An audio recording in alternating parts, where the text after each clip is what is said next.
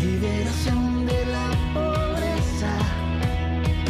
Hoy es mi liberación, liberación de la injusticia, liberación hacia la paz, luchando con la buena causa, también vivir del bienestar, liberación de nuestros campos, liberación de la ciudad, liberación en todas partes. Con liberación, Costa Rica merece ganar. Todos los niños en la escuela, hijos que hoy comen mejor, un pueblo que sueña y lucha con amor. Hombro con hombro trabajamos para forjar nuestra nación. Hoy todos juntos con liberación. Liberación de la ignorancia, liberación de la opresión, liberación de la pobreza. Es mi liberación, liberación de la injusticia, liberación hacia la paz, luchando con la buena causa, del bien vivir, del bienestar, liberación de nuestros campos, liberación de la ciudad, liberación en todas partes. Con liberación, Costa Rica merece ganar.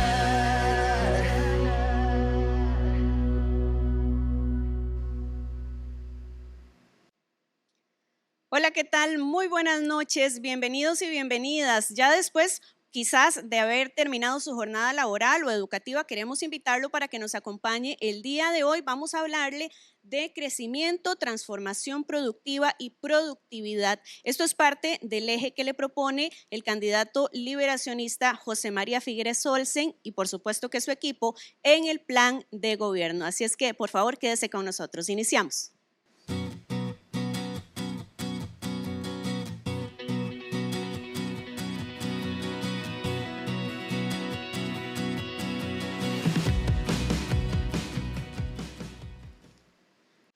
Bueno, y para hablar justamente de crecimiento, transformación productiva y productividad, me acompaña un gran equipo. Estamos hablando de don José Manuel Salazar, que está aquí a mi izquierda. Me acompaña también doña Silvia Escalante. Están a mi derecha también doña Vivian Barrantes y don Alfredo Aguilar, a quienes les damos, por supuesto, las buenas noches. Vamos a iniciar con usted, don José Manuel, hablando de los principales retos que enfrentan ustedes como equipo para generar soluciones en el plan de crecimiento y productividad a nivel costarricense.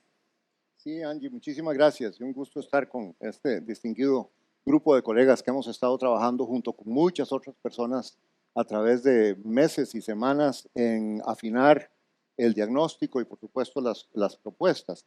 Bueno, lo que vamos a hablar en esta sesión de esta noche tiene una importancia fundamental para el desarrollo de Costa Rica, porque estos temas de transformación productiva, de crecimiento económico, están en el centro del modelo de desarrollo y de los retos que tenemos como país. Y si logramos crecer a una tasa más alta, eso facilita también la creación de empleo, la formalización y la reducción de la pobreza, y también el financiamiento de los déficits fiscales. Entonces, el diagnóstico que hemos hecho, con base en amplias consultas y también con base en documentos de organismos internacionales como la OCDE, etcétera, es que la economía costarricense tiene un reto importante de un crecimiento bajo, desbalanceado territorialmente y también entre sectores, y además desacelerado, particularmente en la última década. En este gráfico, que espero todas las personas que nos están viendo puedan observar, se ve que en los casi 20 años, del 61 al 79, la economía creció a un promedio de 6.2% por año. En los siguientes 20 años, o redondeando, del 83 al 99, ese promedio se redujo 1.5 puntos porcentuales a 4.7 por año en promedio. No está tan mal, pero es menos que en los 20 años anteriores. Pero luego de la crisis financiera, bueno, ese crecimiento se mantuvo del 2000 al 2008. Pero veamos lo que pasó después de la crisis financiera. El crecimiento se desaceleró a un promedio de 3.5, casi la mitad de lo que habíamos tenido en las 2 décadas de mayor crecimiento. Y en el 2019 fue solo 2.3%. Y por supuesto con el choque pandémico hubo una contracción de menos 4.1 por esa circunstancia extraordinaria. Entonces es el problema, que con tasas de crecimiento mediocres no podemos aspirar a crear el empleo de calidad, ni la formalización, reducción de la informalidad y la reducción de la pobreza pues que aspiramos como país.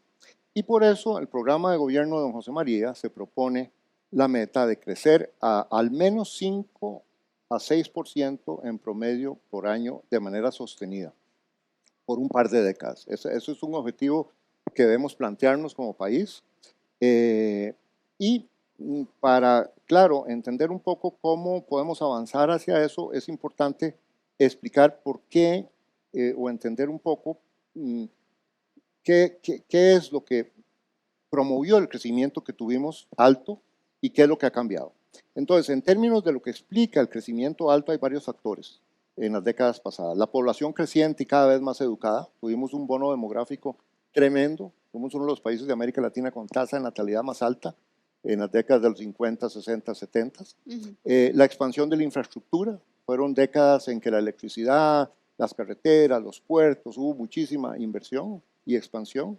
Hubo una gran diversificación y desarrollo del sector agrícola y también el sector industrial. Nos industrializamos en la década de los 60, 70 con el mercado común centroamericano.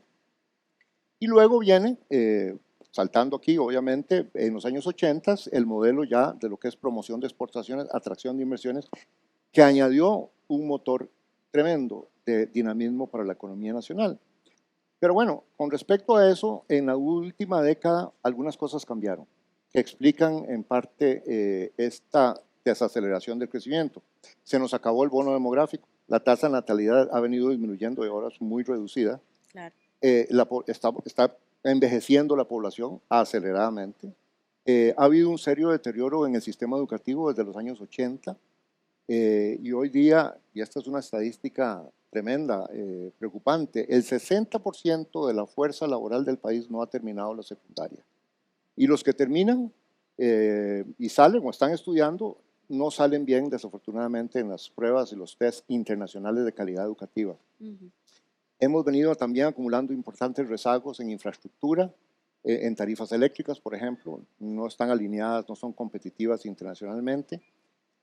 Otra característica es que el desarrollo productivo está hiperconcentrado en la GAM, en el gran área metropolitana, en donde se produce como el 80% del Producto Interno Bruto y no tenemos suficientes polos de desarrollo y dinamismo en las regiones fuera de la GAM. Es lo que Víctor Umaña ha llamado la Costa y la Rica, ¿no? Dos Costa Ricas es una caricatura, pero como sabemos, todas las caricaturas tienen algún grado de verdad, ¿verdad? De rezagos y diferencias importantes. Y a todo esto se le suma la fragilidad fiscal que ha venido aumentando en los últimos años, que también tiende a, al crear incertidumbre, a bajar la tasa de inversión privada. Entonces, todos estos son temas que debemos abordar para aumentar la tasa de crecimiento. Este es el panorama general, el diagnóstico muy rápidamente y vamos a tener oportunidad de profundizar en varios de estos aspectos. Ahora, don José Manuel, estamos hablando de un tema sumamente importante que implica rezagos en varias áreas, que es muy complejo, pero de suma importancia para el desarrollo en general de nuestro país. Ahora, ¿cuáles son esas soluciones que plantean ustedes como equipo experto en el plan de gobierno liberacionista para mover estas agujas de reactivación?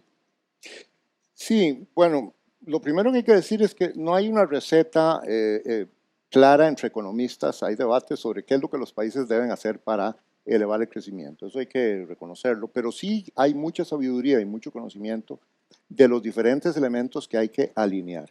Y en este gráfico, por ejemplo, se puede ver lo que es una síntesis de muchísima sabiduría y conocimiento internacional. Ahí dice que lo que hay que combinar son las agendas horizontales y verticales. ¿En qué consiste esto? Bueno, Las agendas horizontales son las de naturaleza transversal, son las medidas que benefician a toda la economía.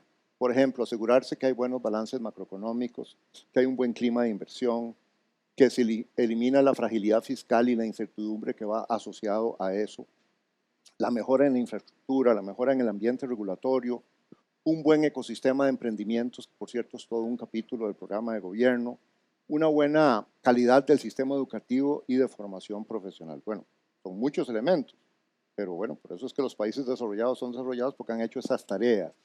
Pero la agenda no se agota allí y la experiencia internacional es que hay que combinar eso con agendas o medidas también verticales. ¿Y qué son? Bueno, esas son las medidas microeconómicas en sectores específicos. Por ejemplo, CINDE y Procomer han hecho mucho de esto en sectores como dispositivos médicos, como todos los servicios empresariales modernos. El ICT, el Instituto Costarricense de Turismo, y los empresarios del turismo han hecho muchísimo trabajo sectorial. Esto no se ha producido espontáneamente. Ha habido una planificación, de destinos turísticos, de encadenamientos turísticos, etcétera, etcétera. Y entonces, en este gráfico podemos ver cómo es esa combinación de agendas horizontales, también con políticas micro y verticales, como las iniciativas clúster. Si los países no tienen o tienen muchas debilidades en ambas dimensiones, está uno en el cuadrante ese que dice ahí sin crecimiento, con crecimiento bajo. Y el mejor cuadrante es el derecho de arriba, en donde es lo que genera un crecimiento rápido, sostenido y direccionado. Esto es a nivel, digamos, muy agregado, muy abstracto. Para aterrizar las propuestas, estos son 6 ejes estratégicos que están en el programa de gobierno de don José María, que son para mover las agujas y que de alguna manera es la aplicación concreta de lo que acabo de explicar en términos generales. Entonces, ¿cuáles son? Lo que llamamos el doble reposicionamiento en la política de comercio exterior, que ahora lo vamos a explicar un poco más. Segundo, políticas y medidas para lograr un entorno más competitivo. Tercero, un programa nacional de clústeres. Cuarto, una serie de medidas y programas para desarrollar las competencias laborales, eso es importantísimo. E importantísimo es también aprovechar el bono de género, que ahora también lo vamos a explicar. O sea, hay una diferencia de 25 a 28 puntos en la tasa de participación entre hombres y mujeres. Totalmente. Y si logramos aumentar, que además es algo que es lo correcto de hacer, pero además tiene una serie de beneficios en términos de crecimiento. Y el quinto elemento es el fortalecimiento del Sistema Nacional de Innovación. Y el sexto eje estratégico es promover la formalización, reducir la informalidad. Eso es la síntesis y ahora vamos a ir recorriendo, espero, cada uno de estos campos para hablar un poco de los cómo.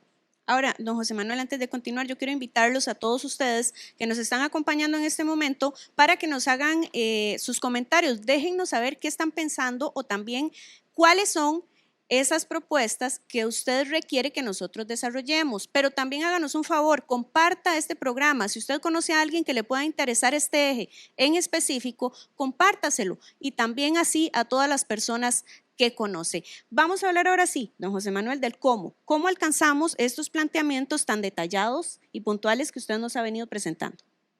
Bueno, comencemos por el primero, el tema del doble reposicionamiento. ¿En qué consiste? Bueno, uno es internacional. Es un reposicionamiento hacia afuera.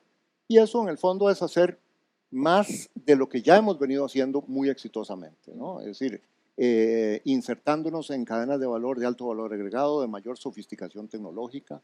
Es decir, ahora tenemos el segundo clúster más importante de dispositivos médicos de América Latina. Eso no lo teníamos hace 20 años, hace 15 años. Es decir, algo que fue construido por política, por esfuerzos conjuntos. Lo mismo con servicios empresariales modernos. Estamos exportando 4.500 millones de dólares de servicios empresariales modernos, etcétera. Piña y aquí el turismo. Entonces, seguir reposicionándonos internacionalmente y ahora aprovechando la tendencia a que las multinacionales están atrayendo o acercando sus cadenas de suministro a los principales mercados. En nuestro caso, Estados Unidos está creando, post-pandemia, nuevas oportunidades. Y el otro reposicionamiento es un reposicionamiento hacia adentro, porque como dijimos, la actividad y la inversión extranjera directa está hiperconcentrada en la GAM. Hay muy poca inversión extranjera directa. De los 2.500, 3.000 millones que recibimos por año, 4 o 5% del PIB, pero la mayoría viene de la GAM.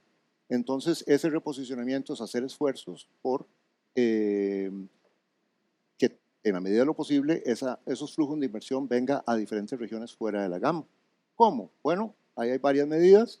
De hecho, hay ya un proyecto de ley muy avanzado que crea ciertos incentivos para crear zonas francas fuera de la GAM. Trabajar el tema del talento, hay que mejorar la competitividad, es decir, nadie puede forzar a los inversionistas del sector privado, ni nacionales ni extranjeros, a invertir fuera de la GAM si no están las condiciones. Por supuesto. Entonces, el cómo es creando las condiciones adecuadas y vamos a ver cómo la otra medida son iniciativas clústeres y políticas de clústeres que también son muy potentes para crear ese tipo de condiciones. Excelente, tal vez en este sentido, doña Silvia, nos puede ampliar también un poco el tema. Bueno, perdón, hay otro tema que yo quería cubrir antes porque Adelante, luego adelante. ese se refiere a lo de los clústeres. Y esto del entorno más competitivo, muy rápidamente, porque esto es algo que está, digamos, en la discusión nacional, que el sector privado, las diferentes cámaras y demás han insistido. Y déjeme también decirle que mucha gente no se identifica con esa palabra, ni siquiera. O sea, mucha gente no sabe ni siquiera lo que es. Un entorno más competitivo, bueno, sí, es cierto. O sea, aquí el problema es que a veces los economistas complicamos las cosas, ¿verdad? Pero es relativamente, es decir, vamos a ponerlo en términos muy concretos y muy claros. Reducir los costos de producción.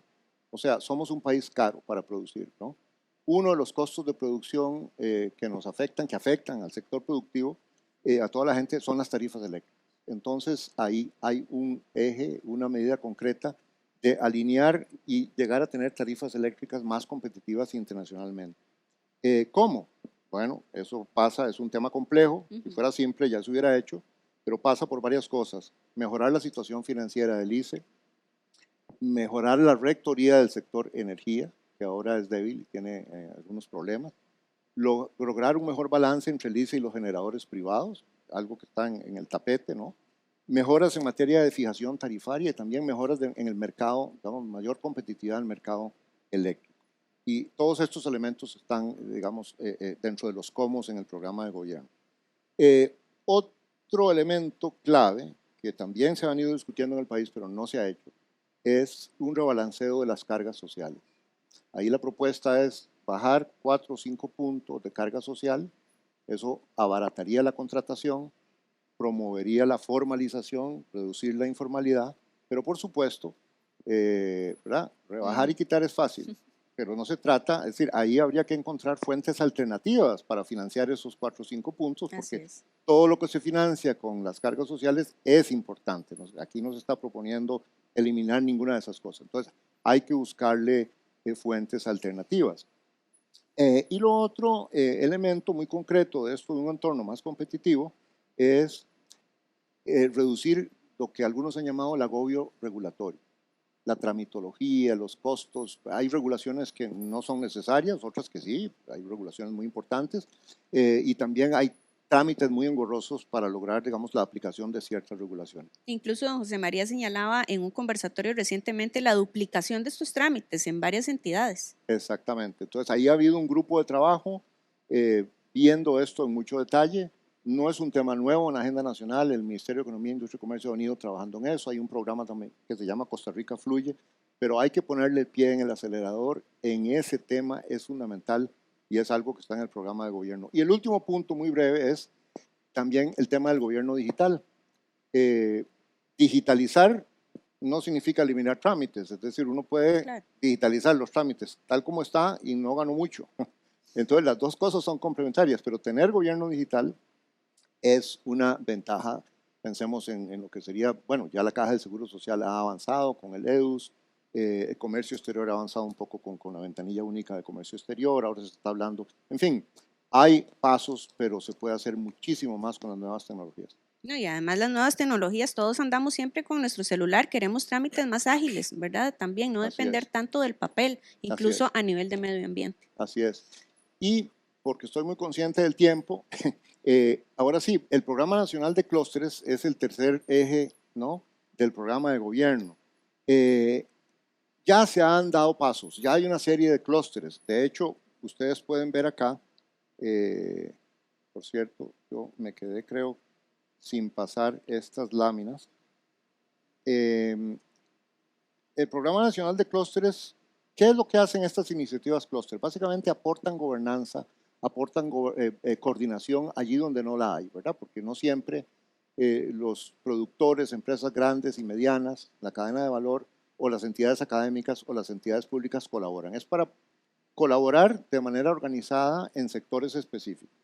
Y esto podemos ver en este mapa cómo hay ya en diferentes regiones una serie de iniciativas clústeres. Algunas están muy desarrolladas, como dispositivos médicos en la GAM, como ciberseguridad, está empezando a ser muy fuerte. Hay varios clústeres de turismo, pero otros están muy apenas comenzando. Esta es una metodología muy poderosa. Hay mucha experiencia internacional en materia de iniciativas clúster y de programas de clúster y realmente aceleran el aprendizaje, promueven la competitividad, la innovación, resuelven cuellos de botella de mano de obra, etcétera, etcétera. Y ahí sí yo quiero ya invitar a doña Silvia, porque ella ha estado trabajando en varios clústeres, en particular el agropecuario en la Mesa Caribe, en la región Caribe. Muchísimas gracias y buenas noches a todos. Sí, el proceso de iniciativas clúster en el Caribe inició hace unos 5 años y inició por una iniciativa para crear una zona económica Caribe, que fue una iniciativa impulsada por el Tecnológico de Costa Rica, basada en la experiencia que ya ha tenido el Tecnológico en la zona norte y en Cartago. Y así es como nace. Y buscando el Tecnológico, busca la Universidad Earth como un socio estratégico por la ubicación que tenemos nosotros y por la experiencia que tenemos específicamente en agro, ¿verdad?, que era muy importante para una de esas iniciativas. En los últimos 2 años eso ha tomado fuerza y ha tomado fuerza precisamente porque el país está empezando a entender que estas plataformas colaborativas, que es lo que son estos clústeres, son una buena manera de trabajar en equipo buscando precisamente el desarrollo que se necesita en los territorios. Y por eso se inició. Una cosa muy importante tal vez que quiero decir aquí es que el apoyo del Estado, porque los clústeres normalmente trabajan en una triple hélice, que es la academia, el sector empresarial, que es importantísimo, esa alianza entre ellos, pero el Estado es definitivamente los gobiernos, tanto local como central, son esenciales. Y el apoyo que estas iniciativas clúster del Caribe han tenido del Poder Ejecutivo en los últimos 2 años ha sido esencial para este desarrollo de 3 clústeres muy importantes. El de agroindustria, que está liderado por la Universidad Earth, el de logística, que está liderado por el Tecnológico de Costa Rica, y el de turismo, que está liderado por la Federación de Cámaras del Caribe. Si te das cuenta, hay una alianza ahí muy fuerte entre 2 instituciones muy reconocidas en la academia y la empresa privada con la Federación de Cámaras. Ese trabajo, ¿qué se ha hecho con ese trabajo de esos líderes? Bueno, se ha promovido precisamente este programa de qué son los clústeres y cómo pueden trabajar. ¿Por qué? Porque bien dijiste vos, Angie, antes, es muy difícil muchas veces para la gente en los territorios saber y conocer qué es un clúster. Hay que explicarlo con palabras que ellos sepan, ¿verdad? Que son plataformas que les facilitan todo eso que José Manuel les explicó ahora, que ellos entiendan que con los clústeres se les facilita todo esto, se les ayuda a llegar y a entender cuáles son esas políticas que los pueden llevar. Y me encanta también que es un trabajo en equipo, o sea, es una red colaborativa.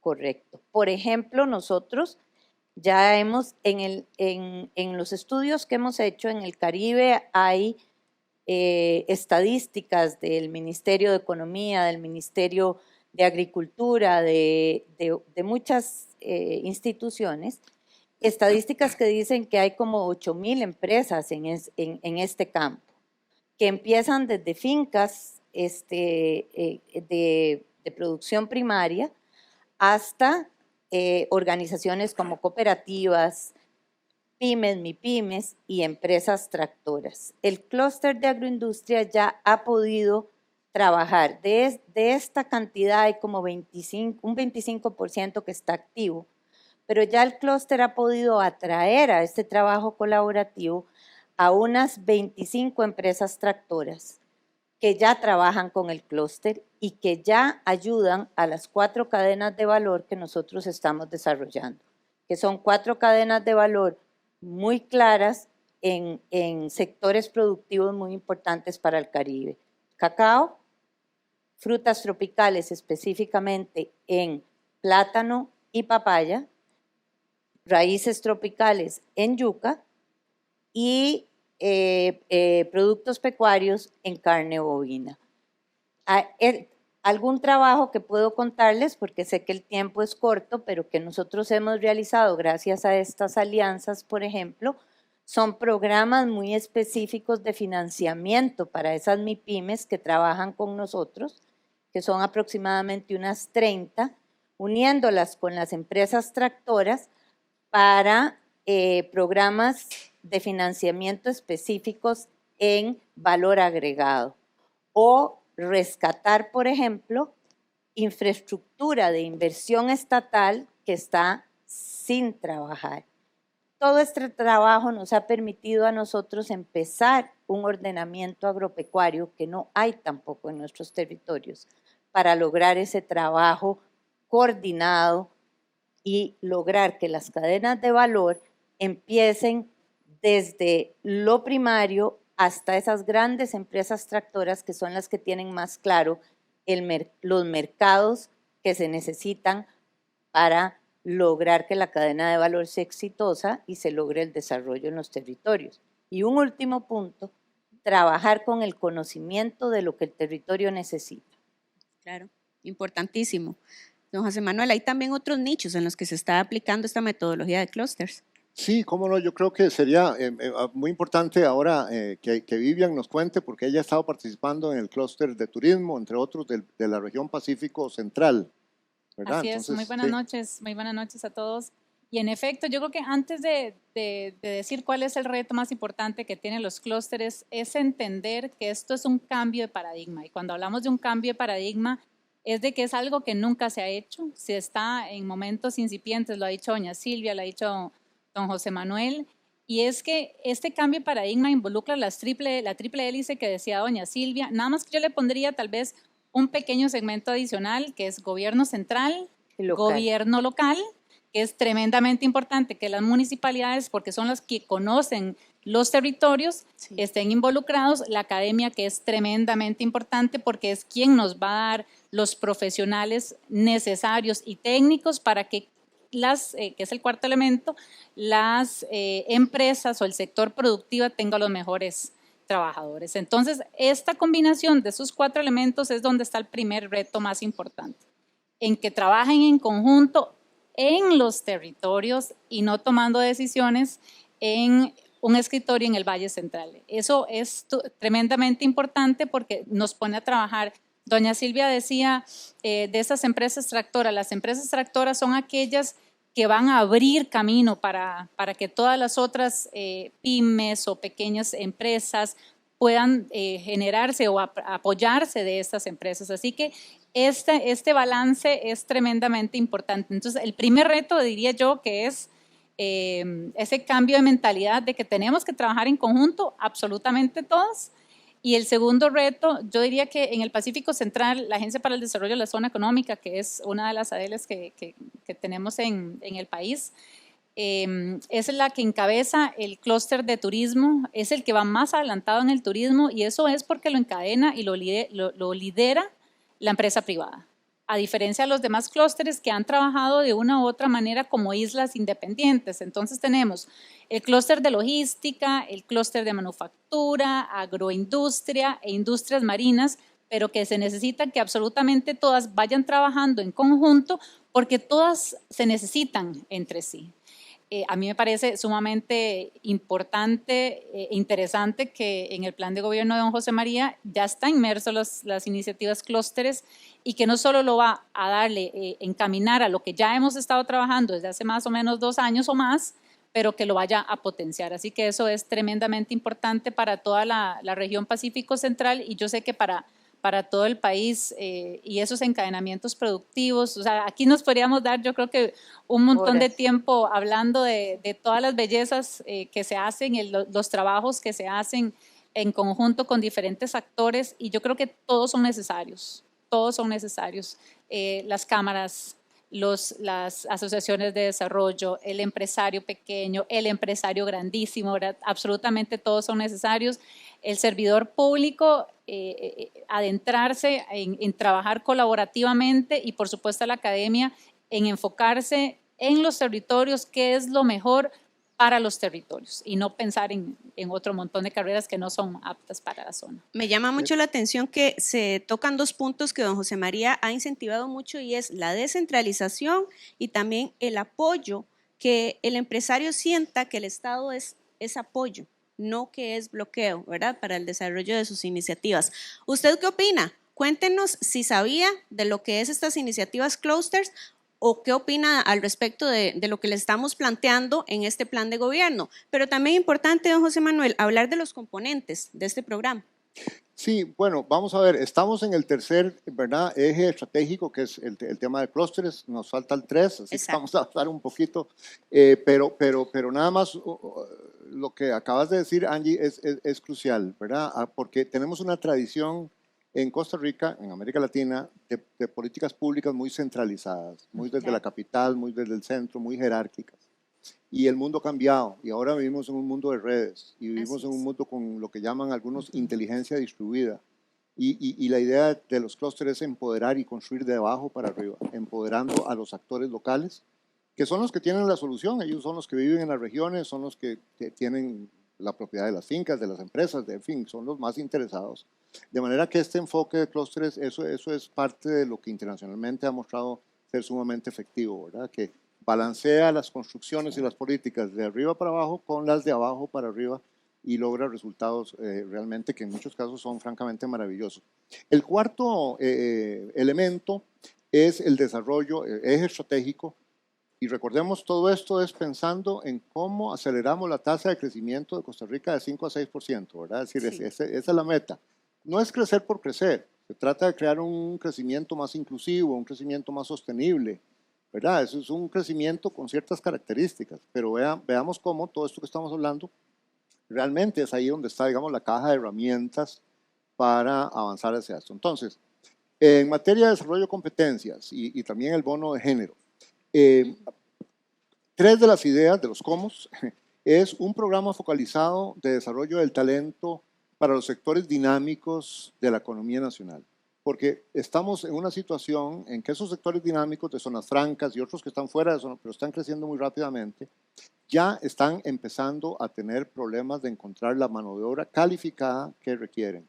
Entonces, de hecho, esto es uno de los 6 componentes del programa 911 de emergencia para el empleo que lanzó don José María hace unos 2 meses ya y que hemos venido explicando, porque son las medidas en el muy corto plazo, algo que hay que acelerar. CINDE tiene una base de datos con unos 30,000 perfiles y puestos de trabajo que las empresas multinacionales en la zona franca se están tratando de llenar y no pueden. En algunos casos es porque no son bilingües, no hay inglés o algún otro idioma, generalmente es inglés, pero en muchos casos es porque no está el perfil técnico. Entonces esto es poner un énfasis muy grande en carreras cortas. Aquí no se trata de esperar los 5 años para graduar un profesional de la universidad, eso es muy importante para otras, pero aquí es cosas que en curso de 6 meses, de 1 año, se puede lograr tener una persona con el nivel mínimo de entrada para entrar en una empresa de ciberseguridad, para entrar en una empresa de dispositivos médicos, para entrar en una empresa de call centers o de estas cosas que ahora son bastante más sofisticadas, ¿verdad? Que hacen contabilidad y servicios financieros de varios tipos. Bueno, ese es un tema. Los otros, muy rápidamente, es ponerle el pie en el acelerador a la reforma del INA para poner el INA, digamos, traerlo a la calidad de servicios que requieren el siglo XX, pero de acuerdo con la nueva ley. Se pasaron varios años negociando y pensando, y ahora hay una ley que permite grandes flexibilidades para el Instituto Nacional de Aprendizaje para hacer cosas que antes no podía hacer o que tardaba muchísimo haciendo. Y luego, y para hacerlas mucho más eficientemente. Un tercer elemento es aceleración de los esquemas de formación dual y de aprendizajes. Esto también, pasamos varios años viendo, y ahora ya está el marco legal, hay que ponerle el pie en el acelerador a eso. Estos tres elementos, hay otros, que son claves para el desarrollo de las competencias, el tema del talento. Y el tema del bono de género, absolutamente central. Hay estudios que, bueno, ya mencioné que la brecha de género entre hombres y mujeres de participación en el mercado laboral es 25% en promedio. En algunas regiones es mucho más alto, llega hasta 40% de diferencia. Esto hay que hacerlo por una razón de derechos y de justicia con las mujeres, pero además de eso, que es, digamos, el valor intrínseco, porque todas esas mujeres que no están trabajando, si pudieran trabajar, muchas son jefas de hogar, por cierto, tenemos un porcentaje altísimo de mujeres Y jefas más de hogar. ahora después de la pandemia, déjeme decirle, el tema del emprendimiento femenino creció muchísimo, las jefaturas de hogar también Así recaen en gran parte en la mujer y el desempleo. Así es. Entonces, bueno, vamos con enfoque de género también. Absolutamente. Entonces, eso es una de las mejores políticas sociales que podemos tener, una de las mejores políticas laborales. Y además, que lo ponemos en ese orden de tercero, importante, pero no es lo primero, hay estudios que dicen que si se logra avanzar suficientemente en eso, se puede agregar hasta 1%, un punto porcentual de la tasa de crecimiento del PIB por año. O sea, que hay un beneficio, de nuevo, es un gran aporte a crecer a 5 o 6% por año. Entonces, eso es en materia de desarrollo de competencias, ¿no? Y luego, unas palabritas, si me permite, Claro que Angie, sí, sobre el adelante. tema del Sistema Nacional de Innovación. Porque un poco el diagnóstico aquí es que tenemos un gran rezago. Faltan actores clave en ese sistema, no está completo, los actores que hay son débiles, la gobernanza está bastante fragmentada, tenemos un MISIT, ahora se creó la Agencia Nacional de Innovación, o la Promotora Nacional de Innovación, pero no se ha echado a andar. Los vínculos entre las universidades y el sector privado siguen siendo muy débiles, y sobre todo el financiamiento para todo lo que es investigación y desarrollo en este país es bajísimo. Estamos en 0.5%. Hay mucho estudio y la OCDE misma nos ha dicho que para el nivel de ingreso per cápita de Costa Rica deberíamos estar en 2 o 2.5%. Y de nuevo, la innovación es clave para mover las agujas del crecimiento y la productividad. Entonces, las metas que se propone el programa de gobierno es fortalecer esas debilidades en el Sistema Nacional de Innovación. Y número 2, duplicar la tasa de inversión en investigación y desarrollo a un 1% del PIB. O sea, para llegar a 2, el esfuerzo es enorme que habría que hacer. En el tema de financiamiento, en términos de los cómo, las acciones concretas, creación de mecanismos flexibles para fondos de innovación. No tiene que ser un solo fondo, pueden ser varios, pero en ese sentido hay posibilidades de allegar recursos de cooperación internacional. Algo muy importante, imagínense que en la ley del sistema de banca de desarrollo hay un párrafo que le da un mandato al sistema de banca de desarrollo para canalizar recursos hacia la innovación. Banca de desarrollo de segundo piso, eso sería a través de agencias. Bueno, no lo hemos hecho, eso tenemos que hacerlo. Puede ser a través de Procomer, puede ser a través de la nueva promotora de la innovación y puede ser a través de otras agencias. Y en financiamiento está todo el tema también de capital de riesgo, vía, digamos, bolsa de valores, de inversionistas ángeles que se llaman, gente que ve los méritos de los proyectos y apoya a los nuevos emprendimientos. También hay una serie de medidas en cuanto a recursos humanos, o sea, no podemos avanzar en investigación y desarrollo si no tenemos más graduados de las universidades, y esto es un objetivo en lo que se llama STEM, que es, digamos, ciencias, ingeniería, matemáticas y ese tipo de profesiones. El tema de los emprendimientos es clave. Como ya dije, hay todo un capítulo sobre un ecosistema de emprendimientos, pero aquí hay una idea muy específica. Hemos observado que de las empresas multinacionales, de los miles de costarricenses que trabajan ahí, ya ha habido algunos que han instalado lo que se llama en inglés el startup, son nuevos emprendimientos. Y entonces ahí hay una línea de trabajo para facilitar que los empleados de esas empresas, bueno, y también empresas nacionales, que quieran poner un nuevo emprendimiento, o ex empleados que han aprendido cómo funciona un sector, han aprendido la tecnología, han aprendido el mercadeo y tienen identificada una muy buena idea, pues facilitar eso. Y hay varias medidas de gobernanza y de reforma institucional en términos de fortalecer las capacidades de gestión de la promotora de innovación, ponerla a funcionar fuertemente, que puede tener un papel líder en esta materia. Entonces, ese es el quinto elemento, y el sexto es la promoción de la formalización. Hay todo un capítulo sobre empleo, va a haber una sesión de presentación del tema de empleo, por lo tanto ahora no voy a entrar en mucho detalle, pero ¿por qué es que promover la formalización agrega al crecimiento de la productividad, que es el tema de hoy, al crecimiento económico en general? Bueno, porque todas las estadísticas internacionales muestran que el sector formal tiene en promedio una productividad más alta que el sector informal. Entonces, reducir la informalidad y promover la formalización es una manera, entre otras ventajas, de promover la productividad. Acciones, ¿cómo? Bueno, hay dos tipos de informalidad. Está la informalidad de las empresas, las pymes, las empresas que funcionan al margen, digamos, de la formalidad, y hay una informalidad del empleo. Hay ocupaciones que se caracterizan por una alta informalidad, como el empleo doméstico y algunas otras. Entonces, para promover la formalización empresarial, el rebalanceo de cargas sociales es clave, ya lo explicamos. Un esquema de monotributo, que es consolidar unos 4 o 5 impuestos que le apliquen a las pequeñas empresas, a crear un solo tributo para que sea fácil el trámite, más reducido, para hacer una especie de escalera que crea incentivos. Eso se ha aprobado en Brasil, se ha aprobado en Uruguay, se ha aprobado en Chile, con mucho éxito, en Colombia, por cierto, desde hace 3 años. Y un apoyo a las MIPYMES con programas de extensionismo tecnológico y servicios empresariales, porque muchas de las barreras para las empresas a veces no solo el costo de ser formales, sino que es la barrera de la calidad. No tienen la capacidad, es decir, recibir guía y mentoría sobre cómo cumplir con los estándares de calidad. Y en el caso de la promoción de la formalización del empleo, bueno, todo el tema que ha estado mucho en el tapete en el país, el pago en montos razonables de las obligaciones de los trabajadores independientes con la Caja del Seguro Social. Ese tema no se ha resuelto. Eso es fundamental para promover la formalización de los trabajadores independientes. Y también acciones para formalizar ocupaciones con alta incidencia de informalidad.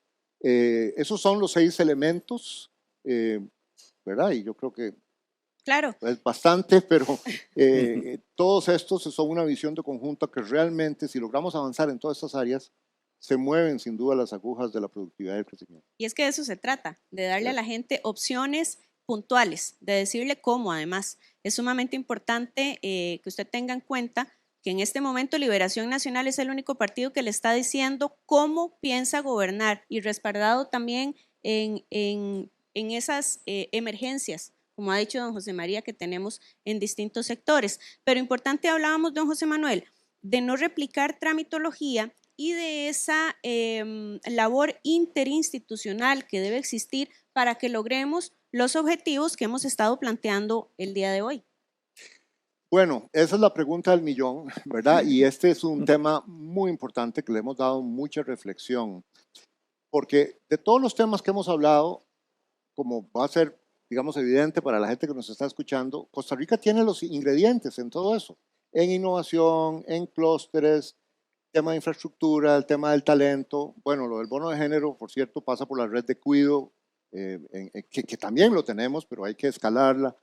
Entonces, ¿qué es lo que nos está faltando? Nos está faltando coordinar todo esto, coordinarlo bien, las diferentes agencias e instituciones públicas. Es un tema de coordinación público-público, pero también público-privada y público con los gobiernos locales. Entonces, en términos de la propuesta de gobernanza y de cambio institucional para esto, hay 2 ideas complementarias en el programa de gobierno de don José María. Uno, la creación de un Consejo Nacional para la productividad y la competitividad. Este es uno que incluso hay una propuesta de cómo se puede integrar este consejo, obviamente por jerarcas de las empresas públicas, pero también, perdón, de las instituciones públicas relevantes, pero también, por supuesto, del sector privado y otros actores, presidido por el mismo presidente de la República.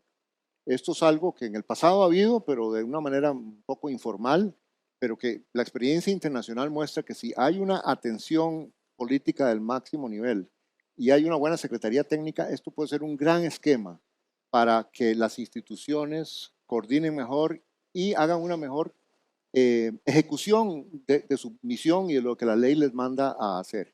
Pero esto, y esto también es nuevo, complementado por consejos regionales de productividad y transformación productiva, de competitividad y productividad. ¿Por qué? Por lo mismo que estábamos hablando de balancear las políticas centralizadas de arriba para abajo con las de abajo para arriba, el empoderamiento de los actores. O sea, si uno piensa en la región Brunca, si uno piensa en la región Caribe, etcétera, como nos explicaban Vivian y Silvia, bueno, esa es la construcción que se requiere, es empoderar a los actores y esos consejos van a ser los que pueden tener la visión de conjunto de los clústeres y de los otros elementos para que realmente se aceleren las transformaciones en las regiones. Y concluyo con esto. Esto no es crear nuevas instituciones, esto no son instituciones nuevas, son instancias de coordinación. Lo único que necesitan son secretarías técnicas muy reducidas que pueden, digamos, establecerse con préstamos de funcionarios de instituciones existentes, de manera que esto no implica, no es una cosa cara, es coordinación de funcionarios y de empresarios que ya están trabajando cada uno en su área de responsabilidad. Bueno, y aunque quisiéramos hablar muchísimo y extendernos bastante más, queremos recordarle a las personas que nos acompañan que esta propuesta, al igual que todos los demás ejes, van a estar en la página web presidentefigueres.cr. Ahí usted puede hacer también comentarios y también aportes a estos ejes que le estamos presentando. Tenemos que cerrar desafortunadamente con don Alfredo Aguilar, digo desafortunadamente porque quisiéramos hablar mucho más, pero usted justamente ha promovido la Red Nacional de Agencias para el Desarrollo Económico Local y es ahí en donde viene el por qué. ¿Por qué cree usted que el Consejo Nacional de Productividad, complementado también por los consejos regionales de productividad, son una buena parte para agilizar justamente estos trámites de los que hemos conversado? Muy bien. Bueno, Angie, voy a abordar la pregunta parafraseando algo que José Manuel ha venido hablando, que no hay mejor futuro para el empleo, sino un mejor futuro para la producción y viceversa. Pero es que esa producción no se hace al vacío, esa producción se hace en las diferentes regiones de este país. Eso lo lleva adelante empresarios y empresarias que con mucho esmero están trabajando para llevar a buen término su tarea. En esas regiones también hay una institucionalidad que desarrolla investigación, que da formación técnica, formación profesional, innovación vinculada a lo productivo. En esas regiones también hay una institucionalidad pública con recursos, con mandato y con acciones orientadas a lo productivo. Y esto siempre lo hemos tenido, ¿verdad? Pero ¿por qué es entonces que no avanzamos en productividad, en mejor generación de empleo y en competitividad? Quizás es porque tenemos que hacer las cosas diferentes. Y es aquí donde los consejos nacionales de productividad y los consejos regionales, y sobre todo los consejos regionales de productividad, se convierten en una oportunidad, porque es la forma de hacer las cosas diferentes. Es la forma de trabajar de abajo hacia arriba. ¿Y partiendo de qué? De algo que hemos mostrado rápidamente aquí. Hay una organicidad en los territorios, una vinculación de actores públicos y privados con propuestas, con estrategias, con proyectos, haciendo en los diferentes territorios de nuestro país acción productiva, incrementando la productividad e incrementando ya la competitividad. Potenciemos a esos actores locales, potenciemos lo que están haciendo y con ellos vamos a encontrarnos en el consejos regionales de competitividad a los actores públicos y privados, donde en un espacio construyamos la visión compartida. Esa visión que construimos a partir de las acciones territoriales y que nos vamos a encontrar con las políticas de desarrollo productivo del gobierno y a interactuar ahí entre lo público y lo privado en el Consejo Nacional de Productividad. Y yo creo que ese es un mecanismo donde vamos a potenciar la acción de los actores públicos con el encuentro con los actores privados y lograr lo que estamos buscando, porque todos, como se ha dicho aquí en esta conversación, todo lo tenemos. Tenemos todo, no ocupamos más institucionalidad, no ocupamos cosas diferentes, tenemos los recursos. Sí. Desde esa perspectiva es que nosotros creemos que esas dos acciones, y sobre todo hago un énfasis en los consejos regionales de productividad y los actores locales, lo que podemos potenciar en este país. Don Alfredo, agradecerle a usted, también a don José Manuel, a doña Vivian y por supuesto a doña Silvia también, que nos han estado acompañando el día de hoy. A usted, invitarlo para que se informe y reconozca que la mejor opción para Costa Rica es tener un gobierno de liberación nacional. Los esperamos en la próxima. Buenas noches.